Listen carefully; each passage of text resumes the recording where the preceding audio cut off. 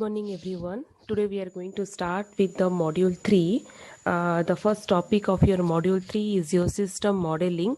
Let's go through the topic and let's see how it is and how you are going to design the modeling part. And how this is nothing but this system modeling is nothing but this is the abstract model of a system. Okay, so whenever you are thinking of to represent any of the things in a different way or different model or different view or in a different perspective, that time we used to call it as a system modeling, and it is nothing but it is a process. In a process you are going to develop the models, so your models can change according to your view. So moving towards the next slide, we'll see the inside this system model there are some of the topics which we need to cover up. The first one is your context model, then interaction model, then structural models, then behavioral models, then model driven engineering. Okay, so now let's see in detail what do you mean by the system model. As I told you that the system model is nothing but your abstract model. It is written over here, you can see it is nothing but it is a abstract model. So now exactly what do you mean by the abstract model? The abstract model is nothing but, if suppose I will give you, if I'll tell you that human being, so if I'm saying you that word as human being, so in your mind you have done a diagram, a model of human. Okay, because that is your view, that is your perspective, how you want to look forward towards your a human being. So that is nothing but that is a abstract model of a human being which you have been created inside your mind. So here, if I will again tell you that the human being should have two eyes, okay, so what you will do again, you will change your perspective and you will put two eyes there wherever you want. Okay, so all these things, it is a process where we are changing the model.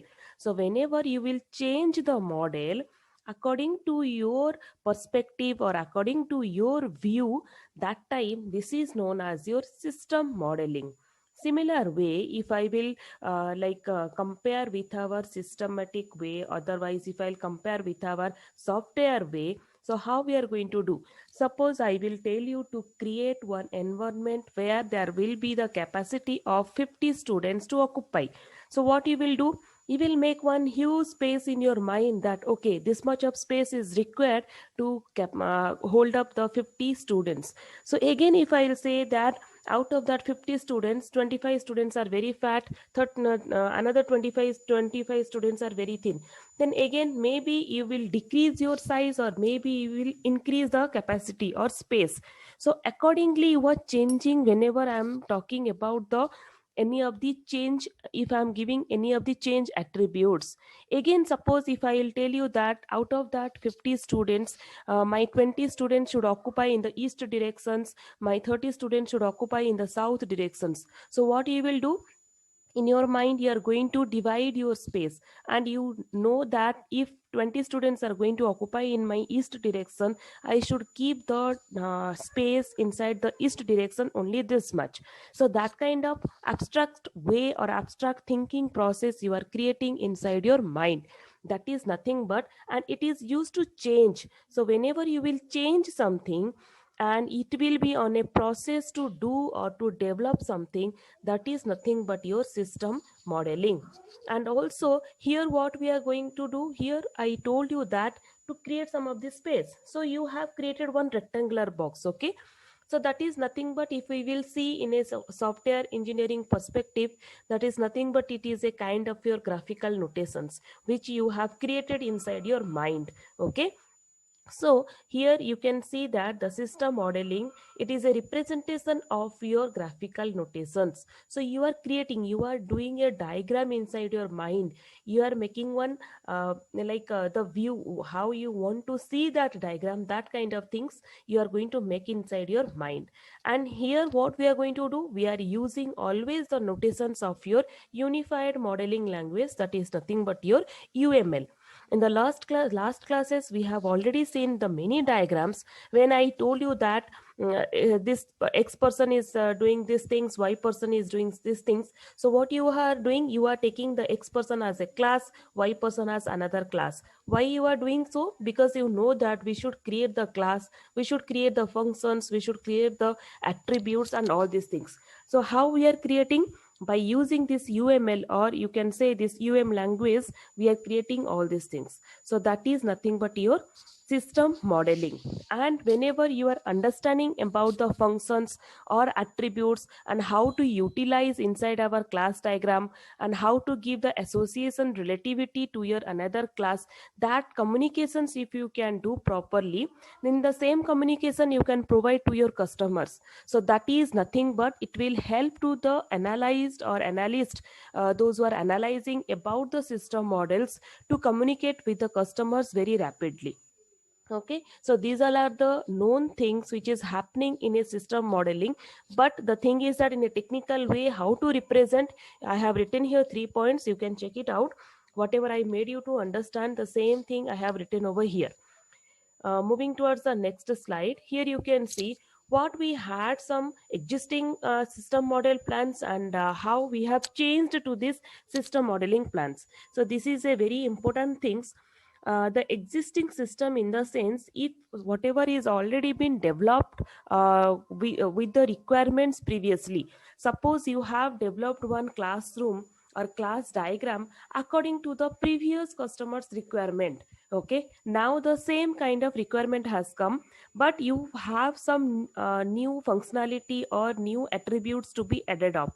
So what you can do, there maybe it can have some pros also, it can have some cons also, that we don't know. So once we will proceed the system model, once we'll show to the customers, then we can come to know that they can clarify with us that what was the existing system and how we are going to make the changes according to our new customers. Okay, so that things are already there, that is nothing but it is completely on your requirement based thing.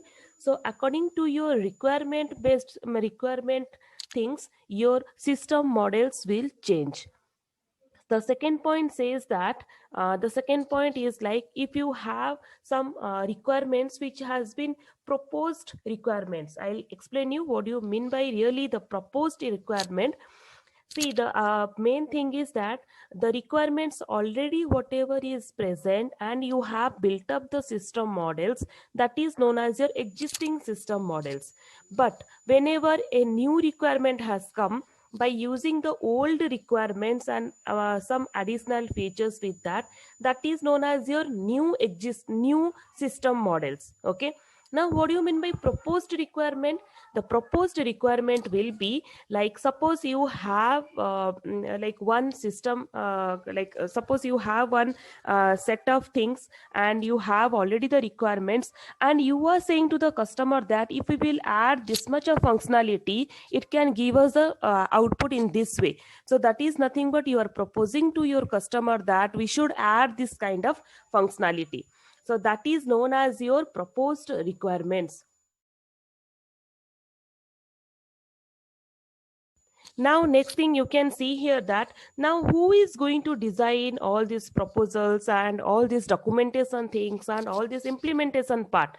Who is going to do all these things? As we know, the engineers mainly, they are going to use your requirements, the customer's requirement, and they are going to design the system models. Once the system models will be ready, then we are moving towards your documentation part, and the lastly we are going to do the implementation part.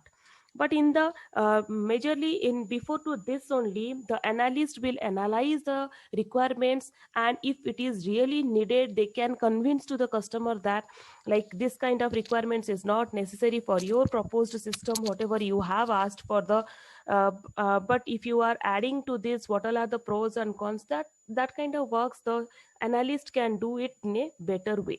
So this is nothing but this is about your existing and the new system models, how we are going to plan up. And one more thing will be there, that is nothing but your perspective of this system. Okay, so now what do you mean by perspective of this system?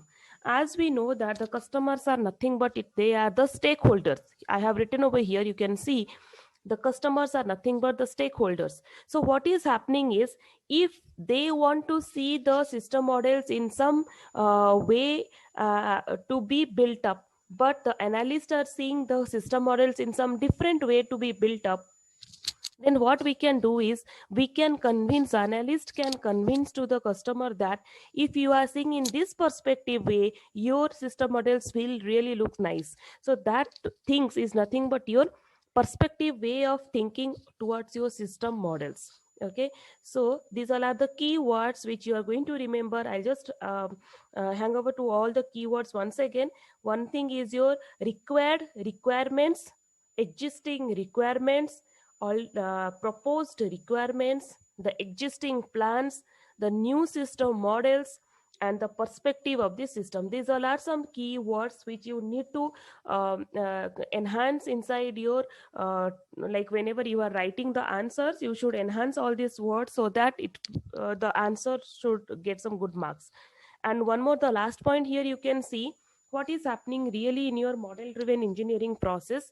This is nothing but it will create the partial system model. Okay, so the whole system model it will not create, it will just create the partial system models. Okay, and also it will implement towards the partial implementations. Okay, whenever we'll go to the model driven engineering process in detail, that time you can see it will create only the partial system implementation things. Moving towards the next slide, I told you already what do you mean by the perspective. This is a very important keyword to understand. If you will understand, you can write in your way. So as I told you that the perspective in the sense in which way or in which view you are looking towards your system model, or your customer are looking towards your system model. So this kind of perspectives will have many types. So there, here it is one perspective that is known as your external perspective. So now what do you mean by external perspective? This is nothing but, this is like where your model the context or environment of the system. It means that this is just a outlook of your system model. Okay, where inside that the model will have the context, or in which environment it is going to be run. So all these things will be there. That is your external perspective. Your software may be run in your Windows or some like operating system and all. So that is nothing but it is your external perspective in which way the system is going to be running. So what do you mean by interaction perspective? It is one more, that is your interaction perspective. So here nothing it is nothing but this is going to be the as the name suggesting towards you that it is a interaction. It means it is having the communication in between your system and with your environment. Okay, so this one will be acting as your channel in between your system and in between your environment. So I hope you have understood with the keywords external perspective, in the sense the outlook of your model, where it is going to run, in which environment it is going to run, that you are going to decide. But in interaction perspective, what will happen, this one will be the channel or communication in between your system and the environment whatever you have suggested. So there will be many components of a system which is going to run or towards your run in between your system and your environment.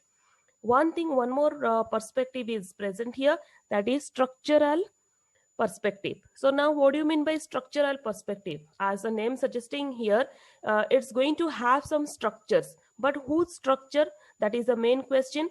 The structure of a data. Okay, the data values whatever, or data sets whatever we are receiving from the requirements, that is in that data in which way you are going to put inside your system, that is the main agenda of your structural perspective.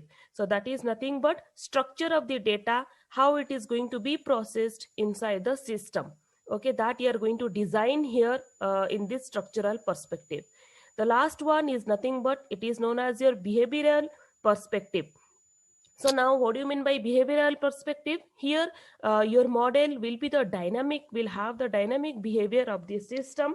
And what it will do, it will represent your system, okay, towards your how it is going to respond to the events. You know, normally the behavior will have will how it is going to be acting. So suppose if someone is saying you hi, then only you will react towards hi. But if someone is giving you one slap, then you are going to also act in such a way. So in the similar way here, if any events or if any fire is getting triggered up, then how you are going to respond according to the code. If you have written any code, how it is going to respond towards that kind of event, that is nothing but we are calling here as your behavioral perspective. So this is known as your system perspective, which is of four types. Moving towards the next slide, we have already discussed about the UML diagrams. The UML diagrams is nothing but it is some of the diagrams, so which you are going to do on your view or on your perspective.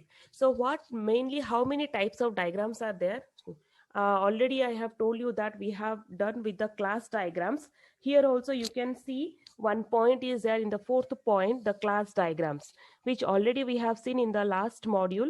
So what we have done within this class diagram, we used to show the object classes in the system and the associations between the classes. So here we mainly, according to the question, we used to generate the classes, we used to find out the classes, how many classes are present, and all the classes are having some of the attributes and the functions that we used to notify there. And also we used to give the like a one to one or many to one or the generalization concepts we used to provide there. And also we used to have the association links in between them and association class in between them. So that is known as your class diagram. But apart from that, we have some another four variety of diagrams we need to remember how we are going to design. And all these five varieties of diagrams comes under your UML diagram types. Let's see one by one. The first one is your activity diagram.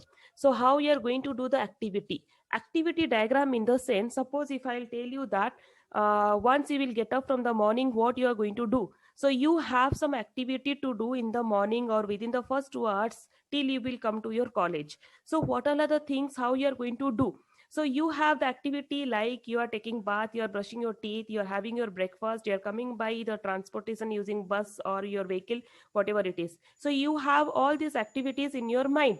So what you are going to do, once you will get up, you know that I should brush my teeth. But that is a data I'm giving to you, and you are going to process on that. So you are going to work on that. So that is a activity. But you now you can say that activity diagram in the sense, first you can come to college, then you can brush your teeth, then you can take bath, then you can have your breakfast. So the activity will be a number of works done by a person or number of datas whatever we are achieving or whatever we are collecting from the requirements. So we have that collection of the data to be processed. So before processing, when we are collecting the data, that is nothing but that is known as your, you're going to do the activity on your data. So when you will put all the data in a proper format of your diagram way, that is nothing but that is known as your activity diagram. Okay, so now I will just come towards your sequence diagram. What do you mean by sequence diagram now? So here you have the you are going to show the interactions between the actors and the system and between the system components. So sequence diagram will be the connectivity in between the users, in between the system users and the system components. Now I will give you the example. In activity diagram, we have collected some of the activities like brushing teeth, having breakfast, coming to the college, and all these things. So now if I will put everything in a sequence wise, once you will get up, first you should do the brushing your teeth, brush your teeth. Next you should take bath. Next you should have your breakfast. So all these things if I will put together in a sequence of way or in a schematical way, that is nothing but it is known as your sequence way of collecting the data. Okay, so here what is happening, one more thing also you can see. Once you are getting up, you are the user. Once you are taking the brush to brush your teeth, so that is one more thing. Let's consider as your system. Now what you have the link in between you and the system, or you and the brush, you are brushing your teeth. So that is a link, okay, you are creating, and that link is also known as your association links. So what you are going to do, these things, and what all are the components you are going to use, you are using the paste and all these things. So that is nothing but it is your system components. Whatever you are doing in your daily life, all these things, whenever you are going to put together for designing any kind of your softwares, the way of thinking and the way of perspective will be as much same as your how you are doing in your daily life. So here the sequence diagram we are considering, and we have the connectivity in between the users, in between the systems, and in between your system components. So that is nothing but it is your sequence diagram. I hope you have understood the class diagram, how to design already we have done. Now we have done with the activity diagram. Now we have done with the sequence diagram. Now let's move towards your use case diagrams. Okay, so what is happening here, it is showing the interactions between the system and the environment. Okay, in sequence diagram, we had the interaction between the actors, system, and the system components. But here it is having the interaction in between the system and the environment. In it means that system in the sense whenever we have some code and on which environment it is going to work out, or it is going to run, or it is going to execute. So that kind of links is known as your use case. If you are going to represent in terms of your diagram, that is known as your use case diagram. So now if I give you the same example, and if I will tell you that the use case diagram will be like, suppose if you are taking only brushing part. Okay, so if you are taking only brushing part, so what it will do, so it will have some again different components. It needs the paste, it needs the brush, so all these things it needs. Okay, so individually whenever you are going to act on a specific data, so that is known, if you are representing towards a diagram or a system model, that is known as your use case diagrams. So now how many use cases I can get from my example? I can get one use case from the user, like from the student who is getting up. The next one, brushing in the sense brush. Then you are going to taking bath in the sense bath. Then you are I'm taking that you are coming to college, so you are using some of the transportations to come to the college. So on transportation also I can design my use case. So on transportation, if I'll consider, you can come by walk, you can come by vehicle, you can come by bus, you can come by car. That is your own choice. So individuality thinks if I'm drawing by utilizing my diagrams, that is known as my use case diagram. I hope you have we have completed all the four. The last one is your state diagram. So now how we are going to interact with your state diagram? This is nothing but whenever the event will occur. Okay, whenever the event will occur or any fire will trigger, that time how the reactions are coming from your system. There will be two types. It can be internally, it can be externally. So whenever the reactions will come, that is known as your state diagrams. I'll give you the example.